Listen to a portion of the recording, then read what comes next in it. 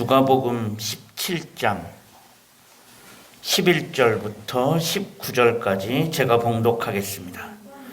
예수께서 예루살렘으로 가실 때 사마리아와 갈릴리 사이로 지나가시다가 한 마을에 들어가시니 나병 환자 10명이 예수를 만나 멀리 서서 소리를 높여 이르되 예수 선생님이여 우리를 불쌍히 여기소서 하거늘 보시고 이르시되 가서 제사장들에게 너희 몸을 보이라 하셨더니 그들이 가다가 깨끗함을 받은지라. 그 중에 한 사람이 자기가 나은 것을 보고 큰 소리로 하나님께 영광을 돌리며 돌아와 예수의 발 아래 엎드려 감사하니 그는 사마리아 사람이라. 예수께서 대답하여 이르시되 10사람이 다 깨끗함을 받지 아니하였느냐? 그 9은 어디 있느냐? 이 이방인 외에는 하나님께 영광을 돌리러 돌아온 자가 없느냐 하시고 그에게 이르시되 일어나 가라. 내 믿음이 너를 구원하였느니라 하시니라. 아멘. 오늘은 추수감사주일입니다. 추수감사주일에 다시금 예배당에서 함께 예배할 수 있게 하신 하나님께 감사하고 이 자리에 오신 모든 여러분들을 주님의 이름으로 환영하고 축복합니다.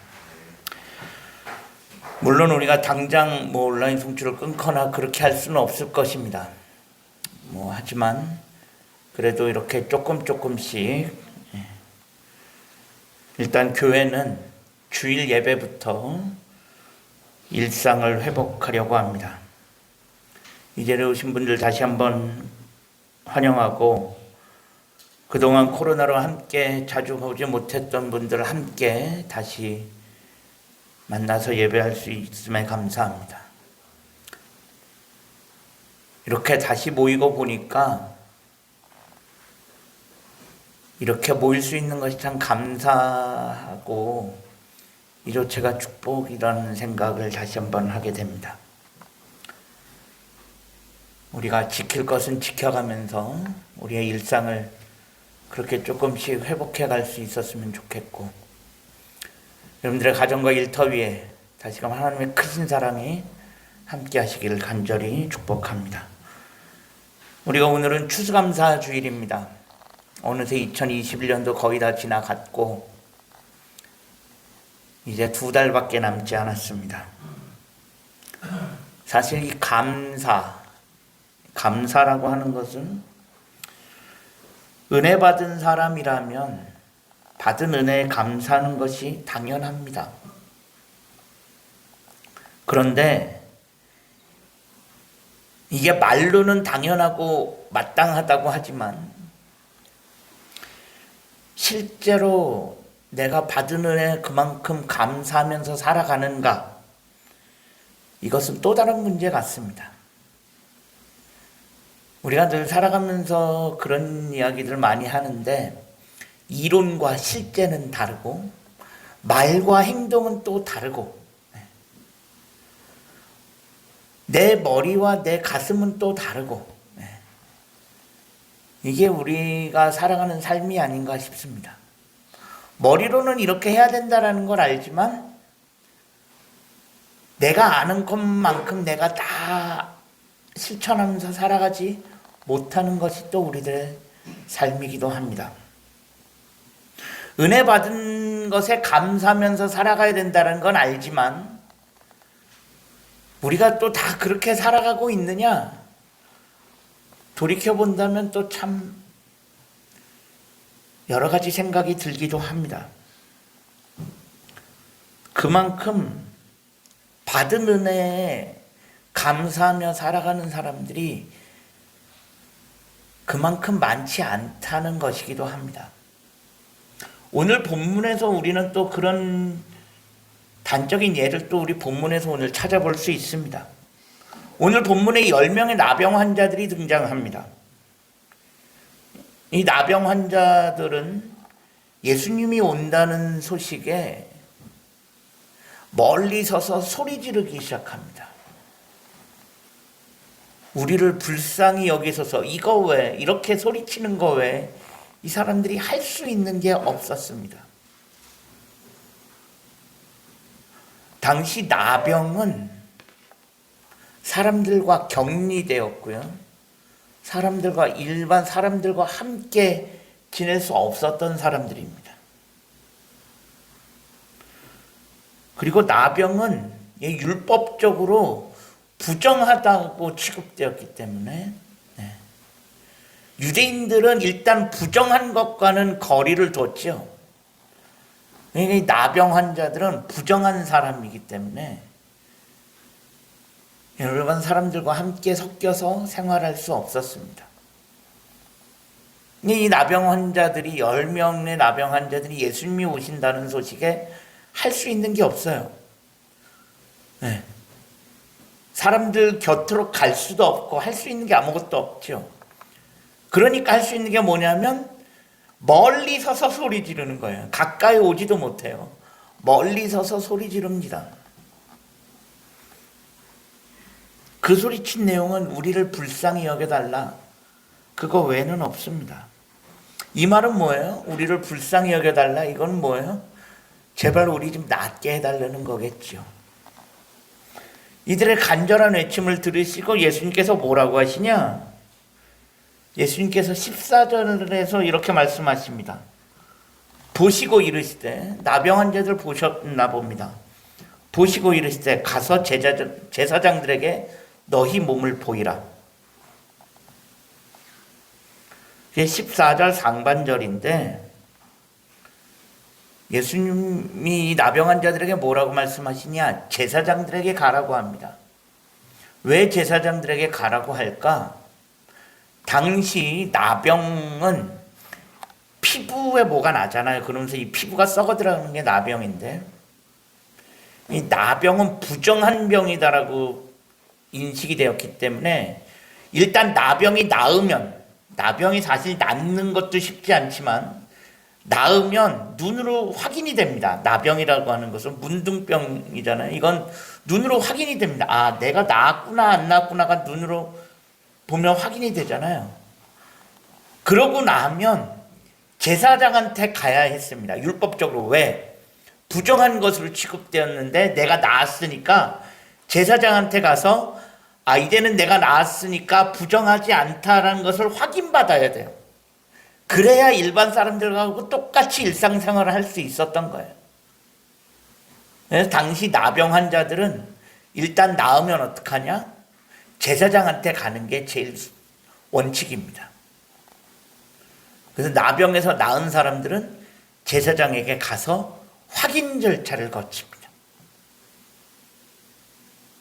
그런 법이 있었어요. 그래서 예수님께서 이 나병 환자들을 제사장들에게 보냅니다.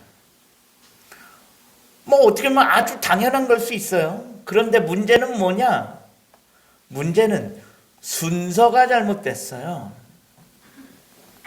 뭐냐면 제사장한테 가는 건 뭐예요? 일단 나병이 나은 다음에 가는 거예요. 내 육안으로 봤을 때 괜찮구나. 그러면 제사장한테 가서 확인만 받으면 되는 거예요.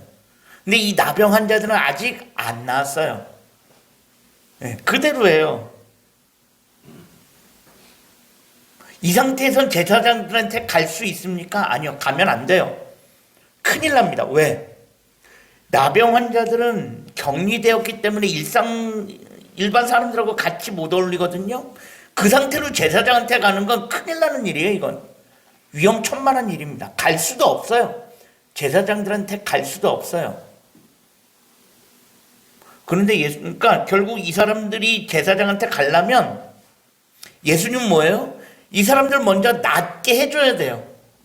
일단 나병부터 고치신 다음에 그리고 제사장들에게 가라 그래야 돼요. 근데 예수님 뭐예요? 그냥 아무 밑도 끝도 없이 그냥 제사장한테 가라고 합니다.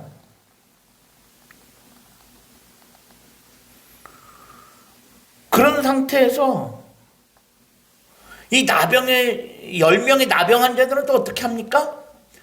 그냥 가요. 또 가른다고. 나았습니까? 아직 안 나았어요. 그대로예요. 그런데 예수님이 가라고 하니까 또 그냥 갑니다. 어떻게 보면 그냥 아무 대책 없이 밑도 끝도 없이 가라고 하시는 예수님이나 그 말 듣고 그냥 가는 이 10명의 나병 환자나 그럼 이 10명의 나병 환자들은 왜 갔습니까? 그냥 말씀 듣고 간 거예요. 말씀만 믿고 간 겁니다. 다 낫지도 않았는데 그냥 가라니까 가는 거예요. 여기까지만 봐도 이 10명의 나병 환자들에겐 뭐예요? 소위 믿음이라는 게 있었어요. 믿음이 없으면 그 말씀 한마디만 듣고서 갈 수 있습니까? 못 갑니다. 가다가 무슨 일이 일어날 줄 알고 믿음이 있으니까 가는 거예요. 만약에 이 10명의 나병 환자들이 제사장들에게 가라는 말씀은 들었는데 내 몸은 그대로잖아. 말씀에 순종하지 않고 내가 어떻게 낫지도 않았는데 이 상태로 제사장한테 어떻게 가? 그래서 안 갔으면 그들은 낫지 못했을 거예요. 그러니까 어떻게 보면 이 10명의 나병 환자들에겐 뭐예요? 순종이 있었고요. 믿음이 있었습니다. 믿음이 있었으니까 순종할 수 있었던 거예요. 그러니까 말씀만 듣고 제사장한테 갈 수 있었던 겁니다. 그런데 14절 하반절에 뭐라고 돼 있냐? 제사장한테 가는 도중에 병이 나왔어요. 원래는 뭐예요? 다 나은 다음에 가야 되는 건데 다 낫지도 않은데 제사장한테 가라 그러니까 갔어요. 가는 도중에 병이 다 나왔습니다. 이건 뭐예요?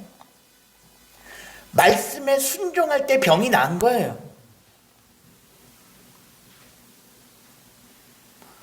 이 사람들, 이 10명의 나병 환자들 뭐예요? 나름 믿음이 있었고요. 믿음이 있었으니까 말씀에 순종했고, 그래서 뭐예요? 제사장한테 가는 도중에 병이 나은 것입니다. 출발할 때는 뭐예요? 그냥 그대로였어요.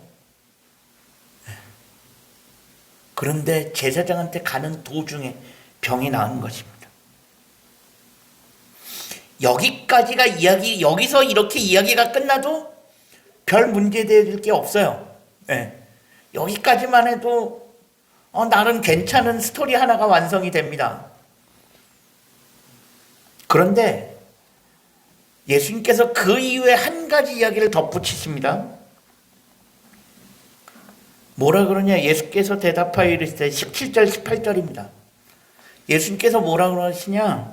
10사람이 다 깨끗함을 받지 않았느냐? 그런데 9은 어디 갔냐? 이 이방인 외에는 하나님께 영광을 돌리러 돌아온 자가 없냐? 라고 물으십니다.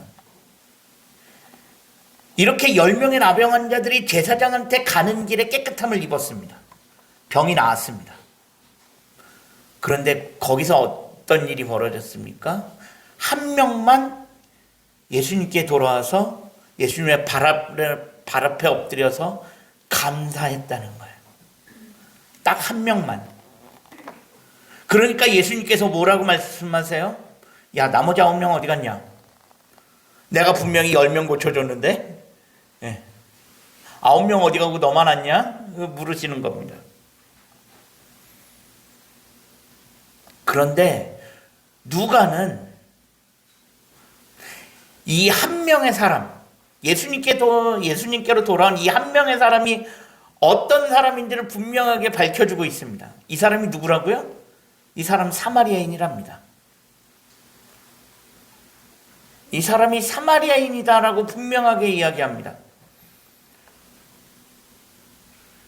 이 사람이 사마리아인이다 그러면 나머지 9명은 누굴까요? 나머지 9명은 누굴까요? 아마도 이 나머지 9명은 유대인일 가능성이 높아요. 왜? 다 똑같은 사람들이면 굳이 콕 집어서 이 사람만 사마리아인이다라고 이야기할 필요가 없겠죠.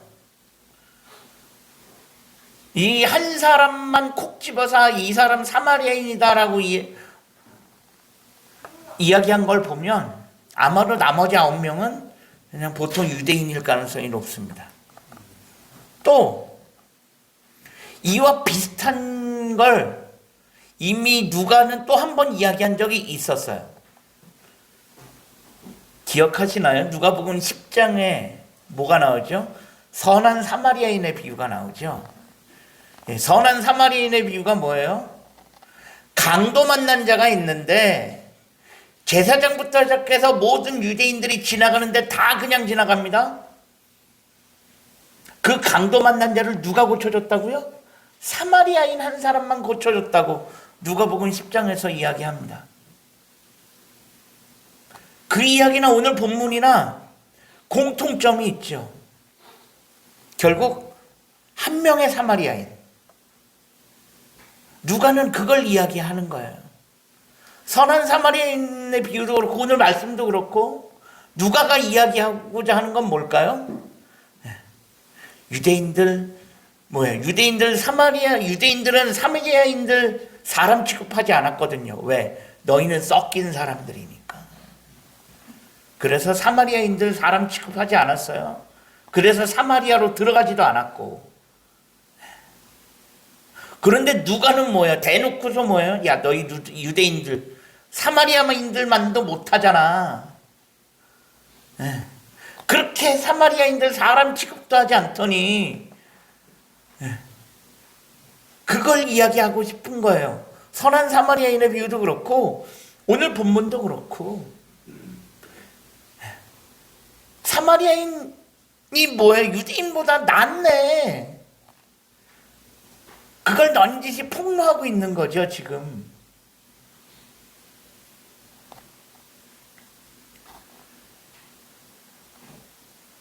사실 제사장들을 비롯한 모든 유대인들, 사실 사마리아인들 거들떠보지도 않았는데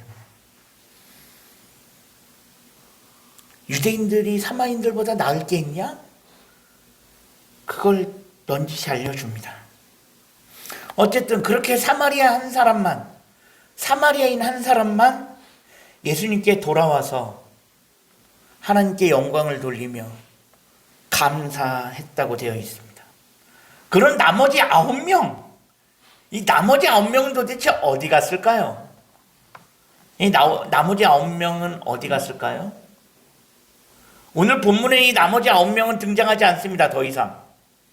그런데 우리는 이 나머지 9명이 어디 갔을지 우리는 대충 알 수 있어요. 어디 갔을까요? 제사장한테 갔겠죠. 왜? 제사장한테 가라고 그랬잖아요, 예수님이. 그리고 이 9명이 유대인이라고 한다면 당연히 어디부터 가야 돼요? 제사장부터 가야 돼요. 왜? 제사장한테 먼저 가서 율법적으로 내가 부정하지 않다, 깨끗하다라는 그거 확인받아야 돼요.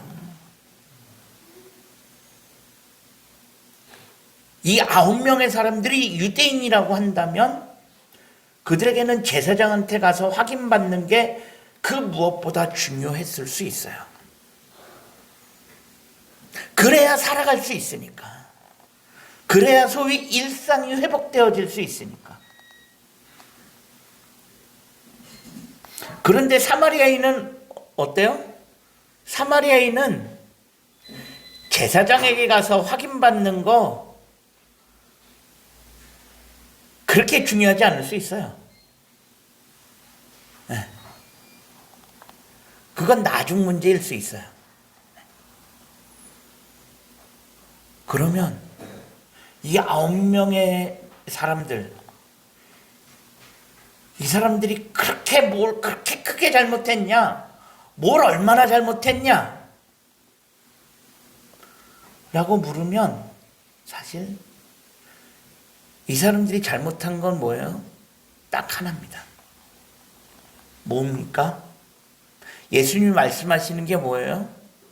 예수님이 9명 다 어디 갔냐? 왜 한 명만 왔냐고 말씀하시잖아요. 이 9명의 사람들, 이 사람들이 그럼 잘못한 게 뭡니까? 예수님이 제사장들한테 가라 그랬고, 그래서 갔잖아요. 굳이 이 사람들이 잘못한 걸 따진다면 잘못한 건 하나밖에 없어요. 그거를 예수님 말씀하시는 겁니다. 그게 뭘까요? 그게 바로 타이밍입니다. 타이밍이에요. 타이밍. 감사의 타이밍. 예수님은 뭐예요? 야, 제사장한테 가서 확인받는 게 먼저냐? 하나님께 영광을 돌리는 게 먼저냐? 타이밍 중에 어떤 게 먼저냐? 라는 물으시는 거고요. 이 사람들에게는 어떻게 보면 제사장에게 확인받는 게 먼저일 수 있었을지 몰라요. 그리고 나중에 와서 감사해도 되겠지라고 생각했을 수 있어요.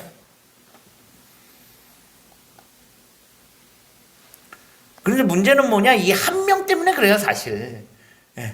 이 한 명 사마리아인 이 사람만 먼저 오지 않았어도 이런 일은 안 벌어졌을 수 있어요.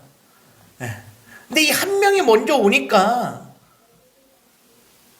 어떻게 보면 이 한 명 때문에 이 나머지 9명이 진짜 뭐 큰 잘못이라도 한 것처럼 비춰질 수 있는데 결국은 타이밍의 문제라는 겁니다. 예수님 말씀하신 것도 바로 그것입니다. 모든 일에는 때가 있다라고 하죠. 모든 일에는 다 타이밍이 중요합니다. 부모가 자식들 키우면서 자식들이 공부 안 할 때 제일 먼저 하는 이야기, 제일 많이 하는 이야기가 뭐죠? 저도 저희 아버지한테 이런 얘기 정말 많이 들으면서 자랐습니다. 공부도 다 뭐가 있다? 때가 있다. 공부도 다 때가 있다. 너 지금 공부 안 하면 나중에 후회한다. 그 이야기가 또 아주 틀린 말은 아니에요. 물론 공부도 때가 있어요.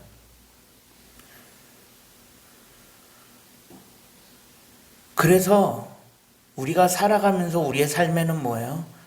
타이밍이 무엇보다 중요할 때가 있습니다. 일을 하면서 그 때를 놓치면, 그 타이밍을 놓치면 모든 일을 그르치는 경우가 얼마나 많습니까? 오늘 본문도 마찬가지입니다. 감사도 타이밍이 있습니다. 감사도 때가 있어요. 근데 그걸 놓치면, 그걸 놓치고 나중에 와서 하면 차라리 뭐예요? 그건 하나님만 못할 때도 있다라는 것입니다. 이게 9명의 사람들은 뭐예요? 나중에 와도 되겠지라고 생각할 수 있어요. 나중에 와도 되겠지. 지금은 제사장한테 가서 일단 내 일상부터 회복하고 보자. 내 일상 회복이 먼저고 하나님은 나중이고. 그런데 예수님께서 원하셨던 건 뭐예요? 뭐가 먼저냐? 모든 일에 다 때가 있는데 무엇이 먼저냐를 물으셨던 거예요. 나중에 하면 되겠지, 나중에 하면 되겠지, 그렇게 넘기면 못할 때가 더 많습니다. 그래서 우리는 늦지 않게 해야 합니다.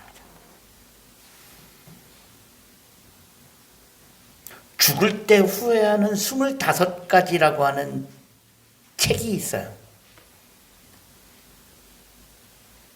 죽을 때 후회하는 25가지. 이게 뭐냐면 죽음을 앞둔 말기암 환자들이 자기가 지금까지 살면서 가장 후회하는 게 뭘까? 그런 것들을 어떤 사람이 정리해서 써놓은 거예요. 그런데 거기에 이제 삶이 얼마 남지 않은 말기암 환자들이 가장 많이 후회하는 것으로 꼽은 게 뭐냐면 내가 사랑하는 사람에게 고맙다고 이야기하지 못했던 것, 감사하다고 이야기하지 못했던 것, 그 말을 하면서 살지 못했던 것을 가장 후회한다라고 이야기했다는 거예요. 즉 삶이 얼마 남지 않은 사람이 제일 먼저 후회하는 게 뭐예요? 내가 감사하며 살지 못했던 것, 내가 감사를 표현하지 못하고 살았던 것을, 그게 가장 후회된다라고 하는 거예요. 이게 뭘 의미할까요? 결국 이것도 타이밍이에요. 그때 내가 살아오면서 그때 표현하고 살아야 되는데 그렇지 못했다라는 거거든요. 그러니까 그게 지금 삶의 마감 직전에 그게 그렇게 후회된다라는 거예요. 내가 그때 조금이라도 더 표현할 걸, 조금이라도 더 감사할 걸. 하지만 뭐예요? 이미 너무 늦어버렸다라는 거예요. 이처럼 타이밍이 늦으면 소용없을 때가 많습니다. 오늘 본문에 나오는 이 9명의 사람들, 이 사람들이 나중에 예수님께로 돌아와서 그나마 나중에라도 돌아와서 감사했는지 안 했는지 우리는 알 수 없습니다. 거기까지는 얘기가 나가지 않았으니까. 하지만 뒤늦게 왔다고 해도 물론 안 온 것보다 낫겠지만 그만큼 뭐예요? 감사의 의미가 퇴색되어질 수밖에 없어요. 똑같이 감사한다 해도 언제 와서 하느냐에 따라서 그 의미가 달라질 수 있다는 것입니다. 우리는 오늘 추수감사주의를 맞이하면서 우리는 한 가지를 다시 한번 기억해야 합니다. 감사도 타이밍이다.